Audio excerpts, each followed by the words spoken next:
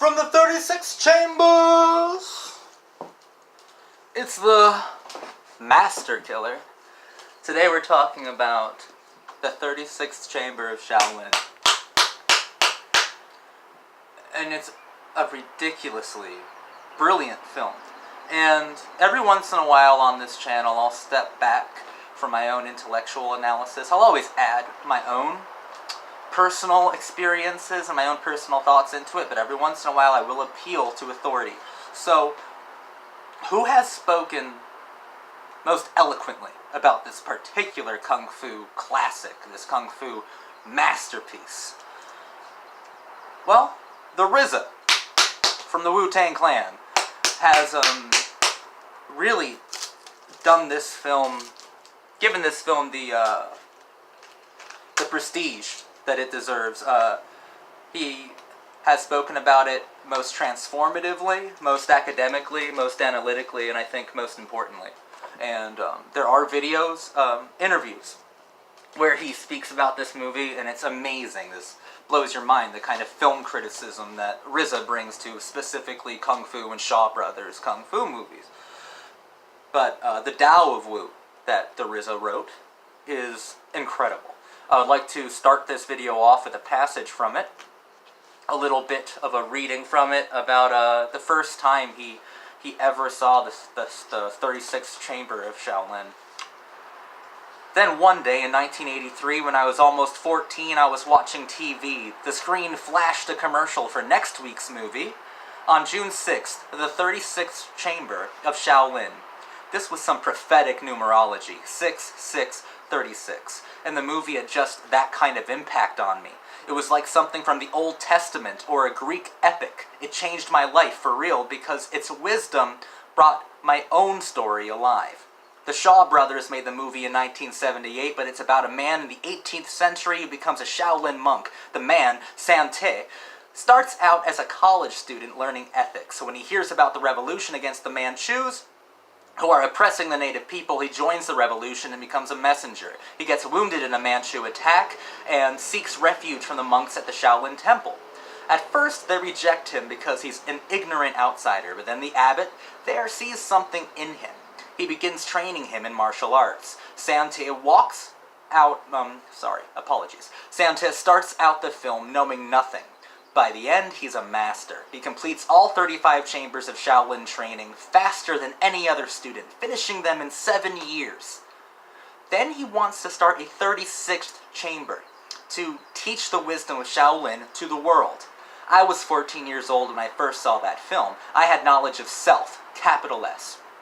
Had mastered the 120 faster than anyone my age and was teaching mathematics, capital M, to others. When I saw this 36th chamber, I felt like I was living it. The story is about oppression and transformation.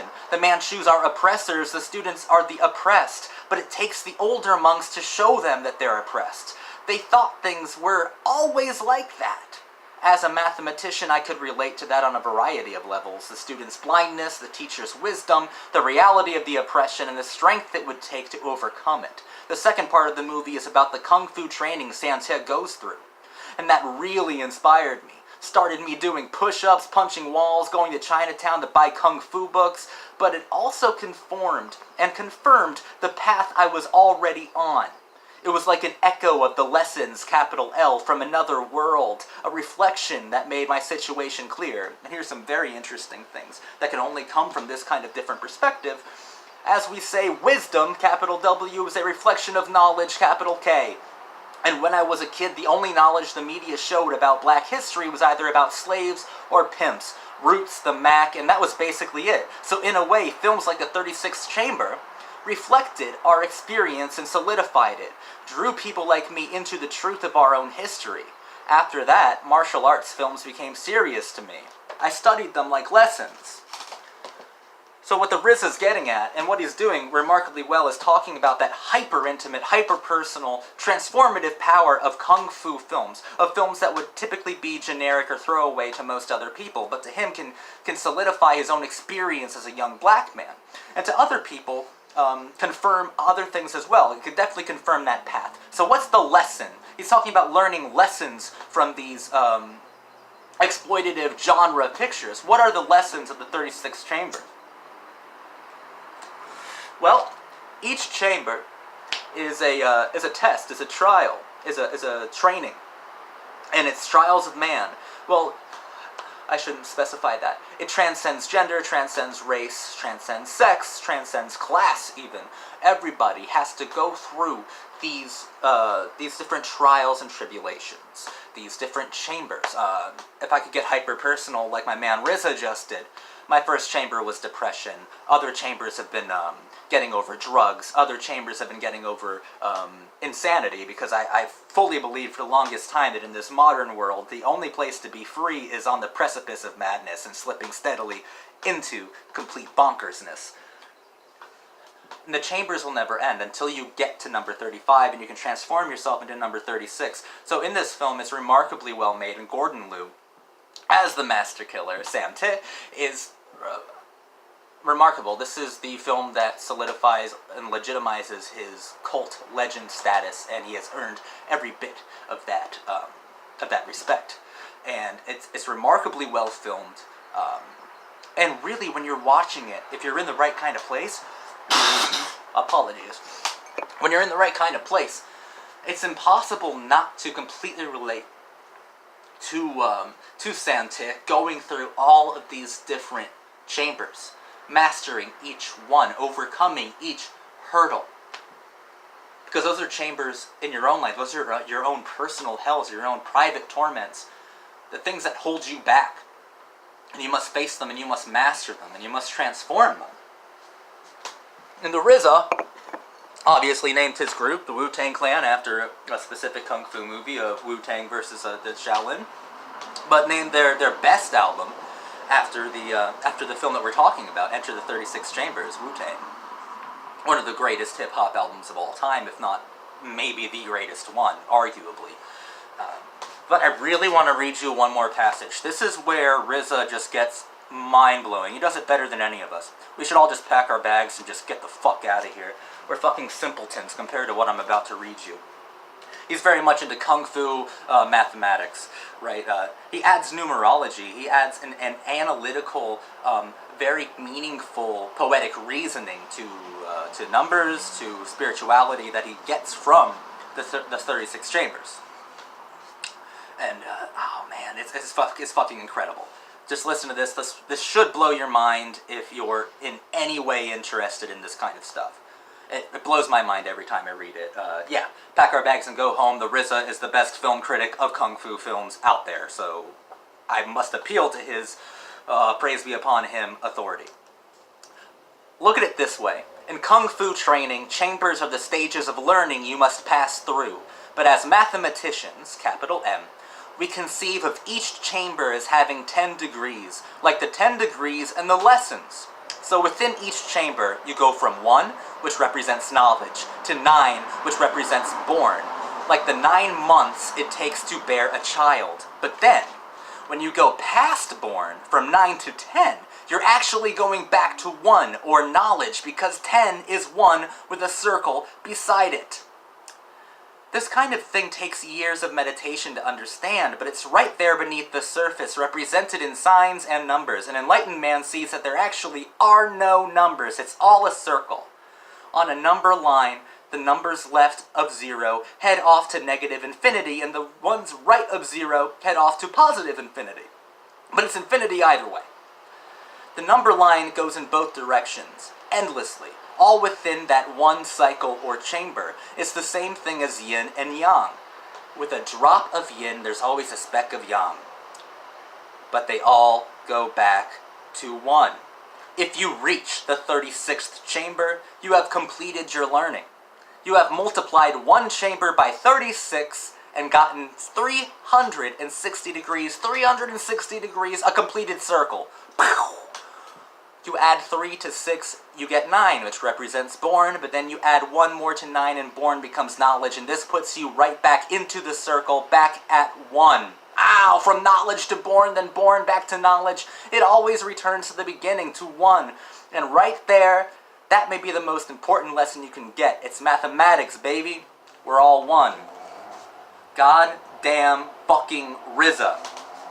You would not have gotten that from me on my own. I would never have thought of that shit.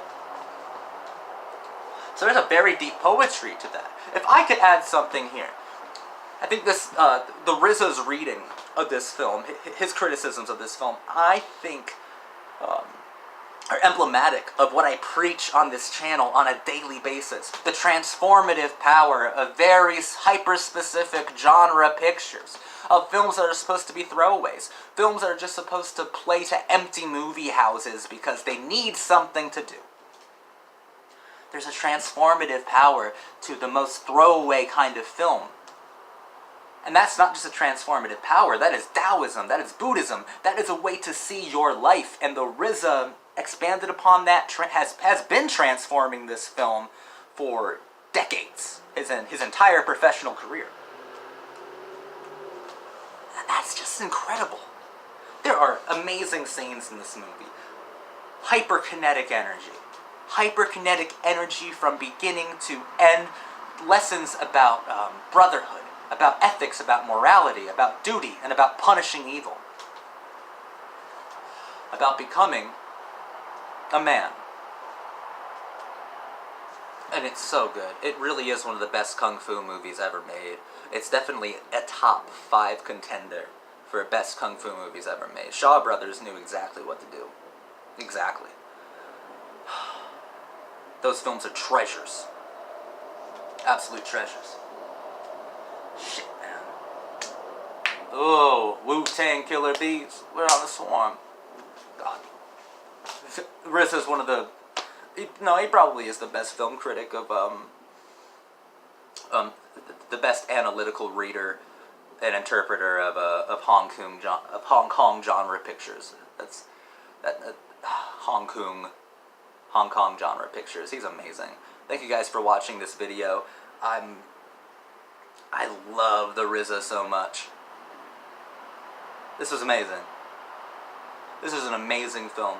And it's a testament to the power of film criticism, because I loved it, and it was easy for me to pick up that the chambers are metaphors for the trials that a man must go through, the things he must overcome in his life. But reading a piece of film criticism can easily transform the film that you're watching, the piece of media that you're indulging in, and make it mean something so much more than what it meant originally. And learned a lot from the RZA's writing, the RZA's words today. And this film has, oh man, it is so much more than I thought it was. And I thought it was a masterpiece, but now I think it's its own philosophy. It's its own very, very well articulated and expressed philosophy. It's a hyperkinetic energy. Great film. Thank you guys for watching. My name is Zachary Conan. Please subscribe to this channel if you haven't yet already. Share this video if you know someone who's interested in these types of films. Like the video. I really do appreciate seeing likes. Definitely comment with your own personal thoughts about this film. It is so good. It's fucking brilliant.